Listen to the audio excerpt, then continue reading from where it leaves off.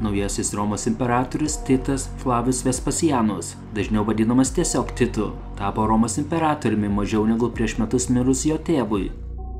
Titas buvo jaunesnysis Flavijų dinastijos įkūrėjo Vespasiano sūnus. Jis dalyvavo tėvo Judėjos kompanijoje, kuri baigėsi Jeruzalės šventyklos sunaikinimu 70 metais. Po to, kai Vespasianas tapo imperatoriumi, Titas buvo paskirtas jo bendravaldžiu ir padėjo tvarkyti imperiją. Vienas svarbiausių Tito pasiekimų buvo Romos Koliziejaus atidarymas. Šis didžiulis amfiteatras buvo skirtas masiniams pramogoms, kurias stebėjo 10 000 romėnų. Čia vyko gladiatorių kovos, gyvūnų medžioklės, mūšio atkūrimai ir kiti renginiai. Tai buvo būdas atitraukti žmonės nuo kasdieninių rūpesčių, suteikiant jiems pramogų, taipogi stiprinant imperatoriaus populiarumą. Koliziejaus atidarymas buvo didžiulė šventė, kuri truko netgi 100 dienų. Atidarymo metu romėnai galėjo mėgautis įvairiausiamis pramogomis. Koliziejaus atidarymas buvo ne tik naujo statinio pristatymas, bet ir didžiulis savo mastu niekada anksčiau nematytas spektaklis, skirtas parodyti Romos imperijos galią ir didybę. Atidarymo iškilmės turėjo tapti įsimintinų įvykių istorijoje. Rytais vykdavo kovas su žvėrimis, po pietų viešos egzekucijos, o vakare tai, kas labiausiai ir jaudino žmonės, tai gladiatorių kovos. Šios kovos pritraukdavo tūkstančių žiūrovų, o patys gladiatoriai buvo tarsi šių dienų sporto žvaigždės. Jei žavėtasi, apie juos buvo kuriamos legendos ir jie būdavo garbinami, o jų kovos buvo plačiai aptarinėjamos. Kai pagalvoji, mažai kas pasikeitė ir iki mūsų dienų.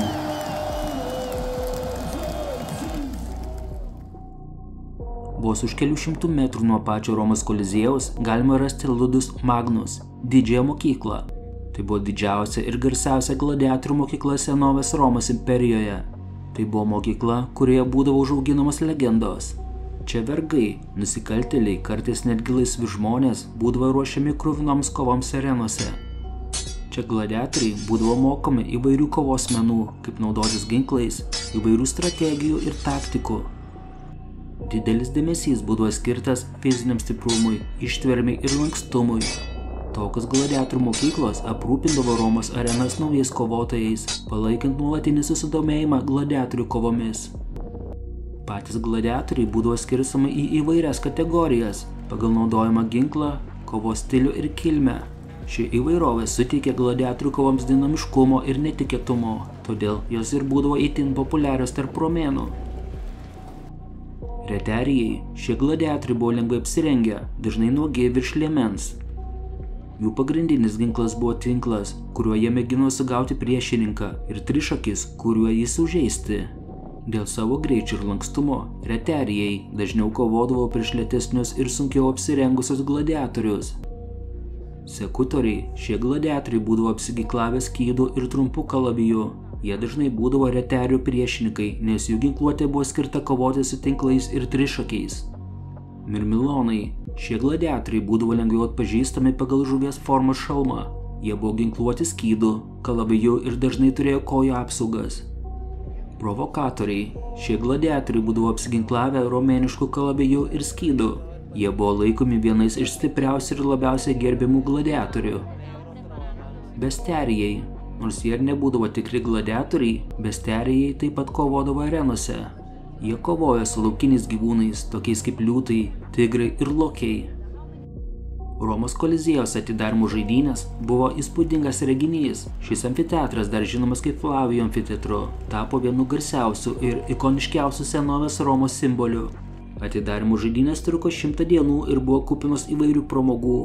Šios atidarymo žaidynės buvo ne tik pramoga, bet ir svarbus politinis įvykis, skirtas pagerbti imperatorių Titą ir parodyti Romos imperijos galią bei didybę.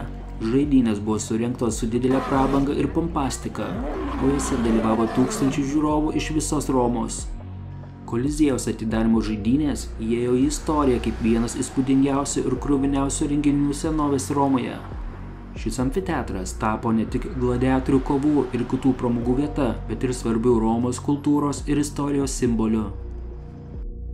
Priskus ir Verus, du garsus gladiatoriai gyvenę Romos imperijos laikais, o jų vardai yra įamžinti istorijoje dėl jų epinės kovos Koliziejuje, kuri buvo aprašyta garsaus romėnų poeto Marcialo. Apie jų kilmę ir asmeninį gyvenimą nėra daug žinoma. Greičiausiai jie buvo vergai arba karo belaisviai, kaip ir dauguma gladiatorių. Abu gladiatoriai buvo apmokomi vienoje iš gladiatorių mokyklų, kurie įgijo kovos įgūdžių ir pasiruošė kovoms arenose. Atėjus jų laikui, Priskus ir Verus kova buvo ilga ir įnirtinga, o jo sužavėtas poetas Marcelis savo eilėraštyje aprašė šią kovą kaip įspūdingą reginį, kuriame abu gladiatoriai parodė didelį narsumą ir įgūdžius. Kova buvo tokia ilga ir atkakli, kad net žiūrovai negalėjo nuspręsti, kuris iš jų yra geresnis.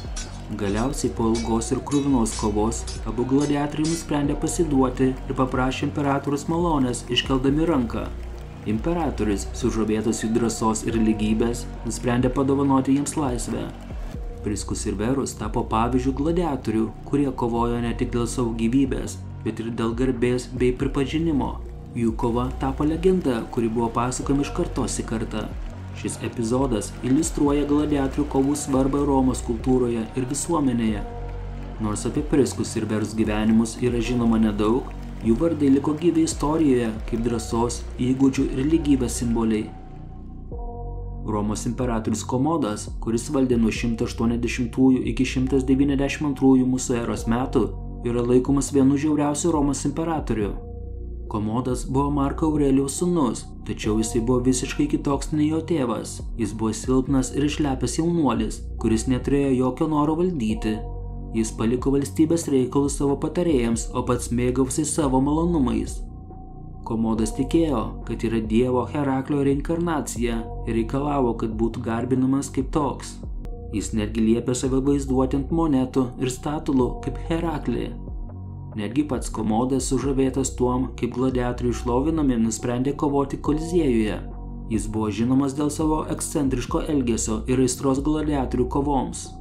Komodas pats asmeniškai dalyvavo šiuose kovose, nors tai buvo labai neįprasta ir netinkama imperatoriaus statusui.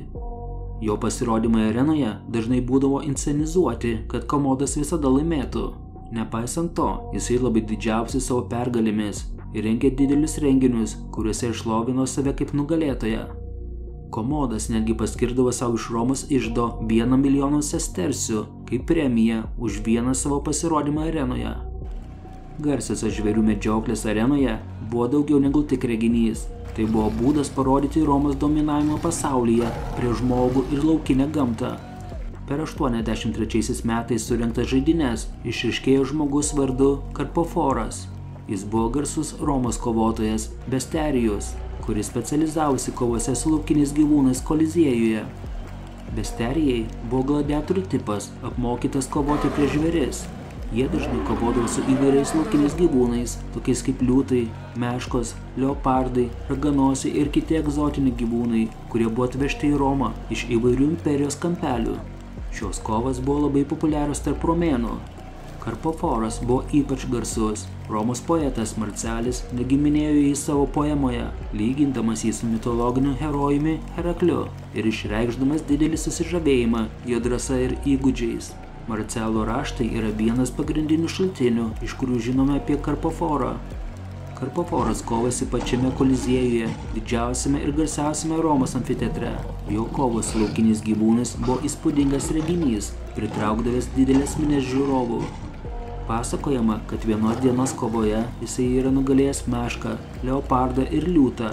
Taip pat yra žinoma, kad jisai ietimi užmušė raganosį. Šios pergalės jam pelnė didelį populiarumą ir šlovę, o šios kovos buvo labai žiaurios. Tie gyvūnai ir kovotojai dažnai žūdavo arenoje. Besterijų gyvenimas buvo sunkus ir pavojingas, o jų pasirodymai arenose buvo žiaurios pramogos būdas romėnams. Vienas žinomiausių gladiatorių buvo Spartakas. Jis taipogi buvo gladiatorių sukilimo prieš Romos Respubliką vadas. Spartakas gimė Trakijoje, dabartinės Bulgarijos teritorijoje ir buvo paimtas į nelaisvę romėnų. Jis buvo apmokytas tapti gladiatoriumi ir kaip daugelis kitų gladiatorių jisai buvo vergas.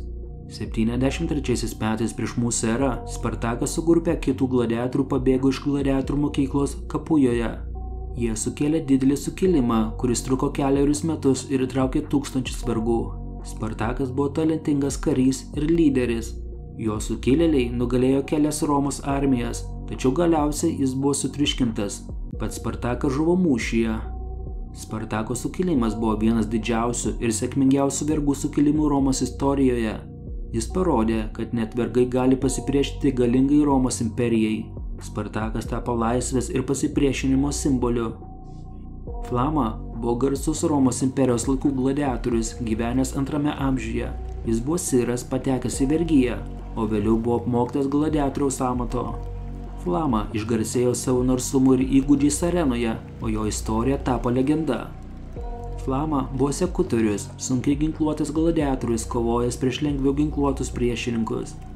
Jis buvo labai sėkmingas kovotojas ir kovėsi netgi 34 kartus, iš kurių 21 laimėjo. Flama buvo apdovanotas simboliniu mediniu kardu, kuris suteikdavo gladiatoriui laisvę. Tačiau jisai atsisakė laisvės netgi 4 kartus ir pasirinko toliau kovoti arenoje. Atsisakymas laisvės yra labai neįprastas reiškinys gladiatorių pasaulyje. Yra įvairių teorijų, kodėl jisai tai padarė. Kai kurie mano, kad Flama tiesiog mėgavosi šlove ir pripažinimu, kuriuos jam suteikė gladiatoriaus karjera. Kiti mano, kad jis buvo priklausomas nuo kovų adrenalino ir jaudulio. Treti mano, kad Flama buvo lojalus savo mokyklai ir draugams, su kuriais praleido daug laiko. Flama mirė arenoje nuo žaizdų, būdamas 30 metų amžiaus. Jo mirtis buvo didelis smūgis Romos visuomeniai. Kriksas buvo vienas garsiausių gladiatorių Romos istorijoje, o labiausiai išgarsėjo kaip vienas Spartako vadų didžiausiame vergų sukilime prieš Romos Respubliką. Kriksas buvo galas, paimtas į nelaisvę ir paverstas gladiatoriumi. Apie jo gyvenimą iki sukilimo žinoma labai mažai. Gladiatorių mokykloje jis buvo apmokomas kovos meno ir tapo vienu garsiausių gladiatorių. Kriksas kartu su Spartaku ir kitais gladiatoriais pabėgo iš gladiatorių mokyklos. Jie sukėlė didžiulį sukilimą, kuris greitai išplito po visą Italiją. Kriksas buvo vienas iš pagrindinių sukilimo vadų ir pasižymėjo savo drąsa bei kariniais įgūdžiais. Sukilėliai nugalėjo kelias Romos armijas ir kėlė didelę grėsmę Romos Respublikai. Tačiau 71 metais prieš mūsų erą sukilimas buvo numalšintas, o Kriksas žuvo mūšyje. Markus Atilus buvo romėnų gladiatorius, gyvenęs 1 mūsų eros amžiuje. Jo istorija yra žinoma daugiausiai iš išlikusių įrašų ir archeologinių radinių Pompėjoje, kuris buvo sunaikintas Vezuvijos išsiveržimo 79 mūsų eros metais. Markus Atilus išsiskyrė tuo, kad skirtingai nuo daugelio kitų gladiatorių, jis buvo laisvas žmogus, o ne vergas. Jisai savanoriškai pasirinko gladiatoriaus kelią, tikėdamas praturtėti ir išgarsėti. Tai buvo gana neįprasta, nes dauguma gladiatorių buvo vergai arba karo belaisviai. Jis buvo murmulo tipo gladiatorius, o tai reiškia, kad jisai kovojo su sunkia ginkluote, dideliu skydu, trumpu kardu ir šalmu.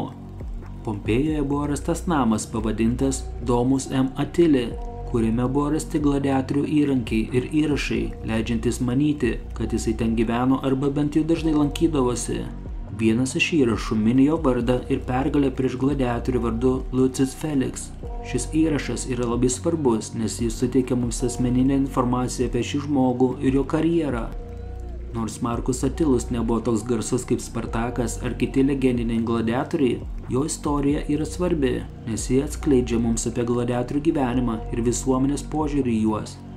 Jo pasirinkimas tapti gladiatoriumi, būnant laisvu žmogumi, rodo, kad ši profesija kartais galėjo būti traktuojama kaip galimybė praturtėti ir išgarsėti, net jei ji ir buvo labai pavojinga. Be to, archeologiniai radiniai Pompėjoje susiję su Marku Atiliumi suteikia mums vertingos informacijos apie gladiatorių ginkluotę, treniruotės ir gyvenimo sąlygas. Šie radiniai leidžia mums geriau suprasti šią svarbią Romos kultūros dalį. Spikulus, Romos imperijos laikų gladiatorius, gyvenęs 1 amžiuje po Kristaus. Labiausiai jis išgarsėjo kaip imperatoriaus Nerono numylėtinis. Spikulus buvo labai sėkmingas gladiatorius, garsėjęs savo įgūdžiais ir narsumo arenoje. Jisai greitai tapo vienu populiariausių gladiatorių Romoje, o imperatorius Neronas asmeniškai jį labai mėgo. Neronas apipylė Spikulą dovanomis ir prabanga, o tai buvo labai neįprasta gladiatorių pasaulyje. Spikulus buvo ne tik puikus kovotojas, bet ir sumanus politikas. Jisai sugebėjo įgyti didelę įtaką imperatoriaus rūmuose ir netgi dalyvavo politinėme gyvenime. Tačiau jo karjera buvo trumpa ir tragiška. Po Nerono nužudymo Spikulus prarado savo įtakingą padėtį ir buvo priverstas bėgti. Galiausiai jis buvo sugautas ir nubaustas mirtimi. Spikulo istorija yra įdomi tuo, kad ji parodo, kaip gladiatoriai galėjo pasiekti didelę šlovę ir įtaką Romos imperijoje. Tačiau ši istorija taip pat atskleidžia žiaurų gladiatorių gyvenimo būdą ir jų priklausomybę nuo imperatoriaus malonės. Dauguma gladiatorių priklausė savotiškiems laidojimo klubams, kurie užtikrindavo, kad jų palaikai būtų palaidojami pagarbiai. Paprastų gladiatorių kapai būdavo pažymimi paprastu akmeniu su jų vardu ir galbūt kovų skaičiumi. Tačiau arenos žvaigždės galėjo sau leisti ką nors įmantresnio, kad užsitikrintų savo nemirtingumą. Būtent tokie antkapiai suteikė daugiau informacijos apie gladiatorių gyvenimą, ne tik arenoje, bet ir už jos ribų. Vienu iš tokių įrašų yra apie gladiatorių Urbicus, tai gladiatoriaus iš Florencijos gyvenimo aprašymas.